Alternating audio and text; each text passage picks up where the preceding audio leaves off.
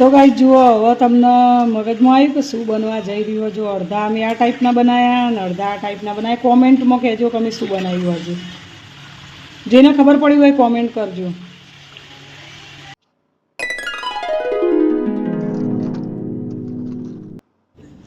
Good morning, Har Har Mahadev. સ્વાગત છે મારા નવા બ્લોગમાં. તો ગાઈસ આ બાજુથી થોડો તડકો, બંને બેડરૂમમાં બહુ તડકો આવે, એટલા માટે નેટ વાખી દેવી પડે રાતે. કારણ કે છોકરો સવારે થોડું મોડા વહેલું ઉઠવું હોય તો ચાલે. તડકો તરત જ આવી જાય. એમાં તો 8 વાગે ને એટલે રૂમમાં તડકો આવી જાય. શિયાળામાં બહુ મજા આવી જતી હતી. 2 રૂમોમાં એટલો મસ્ત તડકો આવતો હતો ને, એટલે મજા આવે. તડકામાં બેસવાની, ઊંઘવાની બહુ મજા આવે. આ સિદ્ધપુર જઈને આવીને એટલે તો ઘર આખું ધૂળ ધૂળ ધૂળ થઈ ગયું હતું. કારણ કે અમુક ટાઈમે એવું છોકરો વાખ્યું, કાચ ના વાખ્યું એવું બધું હોય. સંડાસ, બાથરૂમ બધું તમે જુઓ તો ધૂળ ધૂળ બધું થઈ ગયેલું હતું. એટલે કીધું નહીં કે પેલું કહેવાતા ને કે લેડીઝ ઘેર ના હોય ને એટલે ઠીક ભાઈ, કોમમાં કોઈ ભલીવાર હોય નહીં. આચલ બિચારી કરે, પણ એને કોલેજ અમુક ટાઈમે જવાનું હતું. ચોક એને કોલેજ જવાનું હોય. એટલે કેવું કે કોલેજ જઈને આવે ને ઊભો ઊભો કચરા પોતું કરી દે ને ના કર્યું ને એવું બધું થાય જાય. એટલે આજે તો બીમાર તો શું જ, મારા અવાજ ઉપરથી એ તમને ખબર પડી જઈ છે. આ તો મેં એક વોઇસ રેકોર્ડ કરવા માટે મેં હાના હાના કરીને ગળું એવું થાય ને કે અત્યારે હાલ હું બોલું ને પણ મને બોલાતું નહીં. બોલો, પાણી પીને અમુક ટાઈમે પાણીનો ઘૂંટો પી અને પછી બોલું હું કે વોઇસ રેકોર્ડ કરવાનું હતું મારા બ્લોગમાં. તો આજે સવારે તો ઉઠી, મને ઘર તો બિલકુલ આવીને તારનું ગમતું જ નહોતું. મારા બ્લોગમાં તમે જોઈ જશે. હજી તો ગાઈસ ફર્નિચર બાકી છે, દિવાલોમાં કલર કરાવવાના, બધું બહુ બધું ઘરમાં કોમ બાકી છે. નવું મકાન લીધું હોય પણ અમે, કારણ કે માનસીના લગ્નનો ખર્ચો, પછી અહીંયા મકાન લીધું હતું એ પૈસા ભર્યા, એટલે બહુ બધો ખર્ચો થઈ ગયો હોય. એટલા માટે થોડું કોમ અધૂરું રહ્યું. વચ્ચે પાછું બાનું દવાખાનું આવી ગયું અને બા જતા રહ્યા, એટલા માટે થોડો ખર્ચો બહુ વધી ગયો હો. અને હાલ થાય એવું નહીં. આવ્યા એટલે ખાલી 2 કબાટો ને 2 રૂમો ના જોઈ એમ તો 2 કબાટો કરાયા. રસોડામાં વાસણ મૂકવાનું કરાયું, કપડાં મૂકવાના 2 કબાટો કરાવી દીધા. એ થોડું ઘણું કોમ કરાયું હોય. એટલે શું કે હજી બીજું બધું કોમ અધૂરું હોય. એટલે ઘર હું તમને હાલ બતાવું નહીં. બરાબર ઘર હજી લાગતું નહીં. સાફ સફાઈ ઘરમાં કરીને રહીએ એટલું જ છે. તો તમે જુઓ ને તો ટાઈસો ને બાઈસો ને એવું થઈ ગયેલું હતું ને. હું ઘેર નથી ને 15 દાડા, તે બધું હાવ જોજો કેટલું કાળું કાળું બધું નીકળે. તો એકવાર આવી રીતે બ્રશથી બરાબર ઘસ્યું, સાફ કર્યું. સાફ કરીને ચોખ્ખું પાણી નાખી થાકી રહી હતી. થાકી સવારે ઉઠીને એટલે તો ઊભું થવાની હાલત નથી. પણ આપણે કોમ કર્યા વગર થોડું ચાલે. આપણે નહીં કરીએ તો બીજું કોણ કરશે. એટલે મેં ગોળી લીધી. અત્યારે હાલ હું ગોળી ગળીને કોમ કરી રહ્યું. બોલો, મને હે ને આવું ઘર જેવું તેવું ઘર પડ્યું હતું ને મને ગમતું નહોતું. મને વધારે બીમારી આવી જાય ને એવું થઈ જાય. આવું ઘર જોવું ને એટલે મને કેવું થઈ જાય ખબર, કે હું વધારે બીમાર જ છું.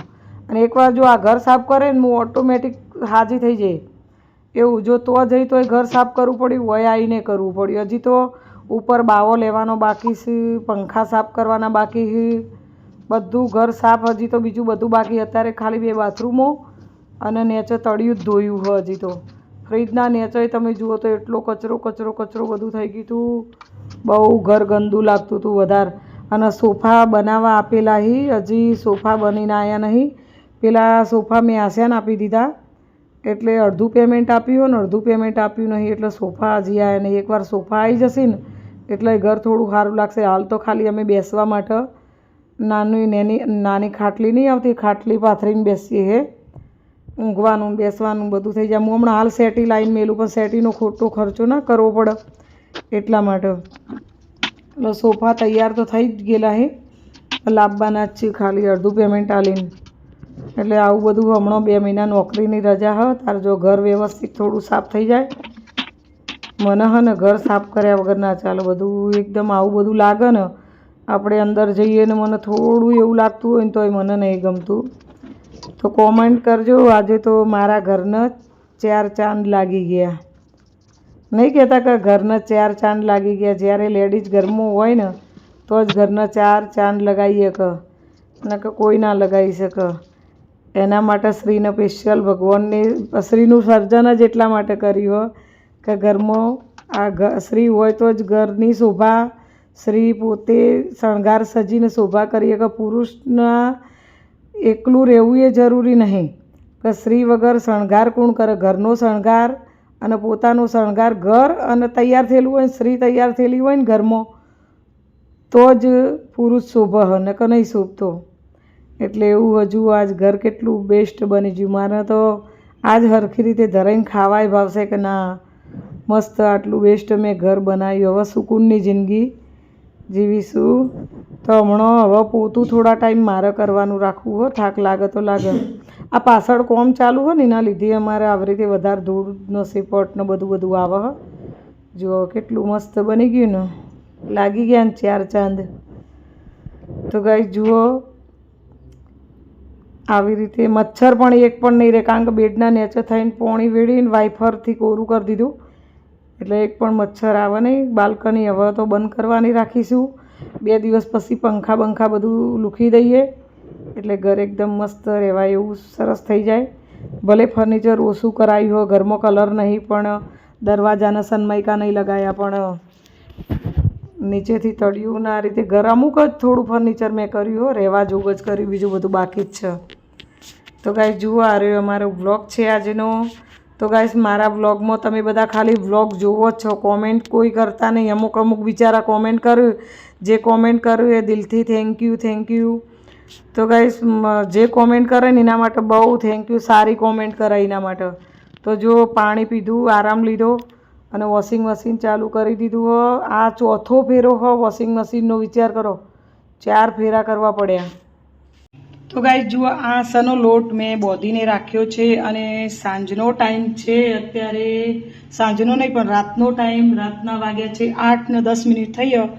તો આપણે લોટ થોડી વાર સેટ થવા માટે મૂકી દઈએ. અને આજે અમે શું બનાવવા જઈ રહ્યા છીએ, ચલો બ્લોગમાં બન્યા રહો. તો ગાઈસ હવે કોમેન્ટ કરજો કે શું જમવાનું અમે અત્યારે રાતે બનાવી રહ્યા છીએ. હવે ખબર પડી કે શું તૈયાર થઈ રહ્યું છે. હજી સુધી જેને ખબર પડી હોય કહી દેજો, નકર પછી છેલ્લે તો તમને ઓટોમેટિક ખબર પડશે કે હું આજે શું બનાવી રહી છું. બરાબર, આજે આપણે જુઓ તમને ખબર પડી હોય કે ના પડી હોય, આજે અલગ ટાઈપના અમે વડા બનાવવા જઈ રહ્યા છીએ. મસ્ત આ ટાઈપના વડા બન્યા. અહીં અમુક 2 જાતના વડા બનાવ્યા. એક આવી રીતે બનાવ્યા, પૂરી ટાઈપના થોડા કાપા કરીને બનાવ્યા, અને એક બીજા આપણે રેગ્યુલર બનાવીએ એવા બનાવ્યા.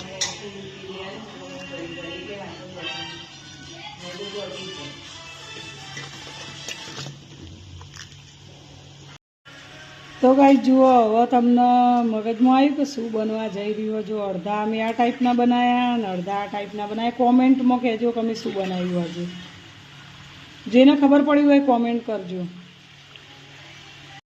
તો ગાઈસ જુઓ અમે તો દહીં જોડે ખાઈએ છીએ. તમે શેના જોડે ખાઓ છો વડા બનાવો એટલે કોમેન્ટ કરજો. અને એક બીજું કે મારા વ્લોગ તમે કઈ જગ્યાએથી જોવો છો એ ફાઇનલ કોમેન્ટ કરજો. વડા મળ્યા લઈ જતા.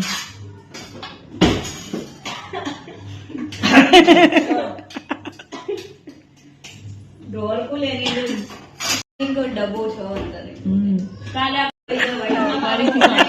સિંગોડા